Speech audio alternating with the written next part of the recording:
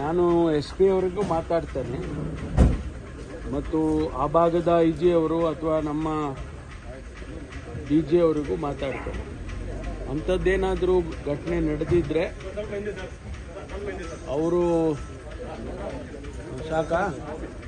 ಅವರು ಅಂಥ ಘಟನೆ ಏನಾದರೂ ನಡೆದಿದ್ರೆ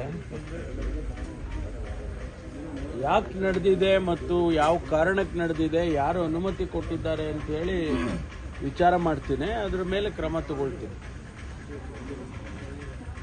ಆಮೇಲೆ ಲೋಕಸಭೆಯಲ್ಲಿ ವಕ್ಫ್ ಬಿಲ್ ಪಾಸ್ ಆಗಿದೆ ಸರ್, ಲೋಕಸಭೆ ರಾಜ್ಯಸಭೆಯಲ್ಲಿ.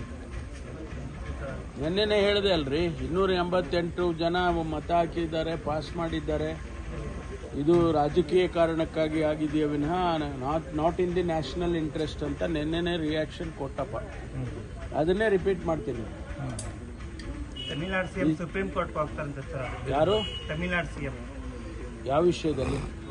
ವಿಚಾರದಲ್ಲಿ ಹೋಗ್ಲಿ, ಅದು ಅವರ ವಿವೇಚನೆಗೆ ಬಿಟ್ಟಿರ್ತಾರೆ. ಅಲ್ಲ ಸರ್, ಅಲ್ಲಿ ಬಿಜೆಪಿಯವರು ಮಲ್ಲಿಕಾರ್ಜುನ್ ಖರ್ಗೆ ಅವರ ಹೆಸರು ಕೂಡ ಪ್ರಸ್ತಾಪ ಮಾಡಿದ್ದಾರೆ. ಅವ್ರಿಗೂ ವಕ್ಫ್ ಆಸ್ತಿಯನ್ನ ಕಬಳಿಕೆ ಮಾಡಿದ್ದಾರೆ ಅಂತ ಅದಕ್ಕೆ ಉತ್ತರನೂ ಕೊಟ್ಟಿದ್ದಾರಲ್ಲ.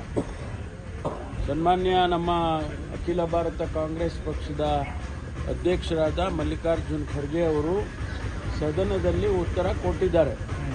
ಒಂದು ವೇಳೆ ಆ ರೀತಿ ನಾನು ಯಾವುದಾದ್ರೂ ಆಸ್ತಿಯನ್ನು ಕಬಳಿಕೆ ಮಾಡಿದರೆ ನಾನು ರಾಜಕೀಯ ನಿವೃತ್ತಿ ತಗೊಳ್ತೀನಿ ಅಂತ ಹೇಳಿ ಕೂಡ ಹೇಳಿದ್ದಾರೆ.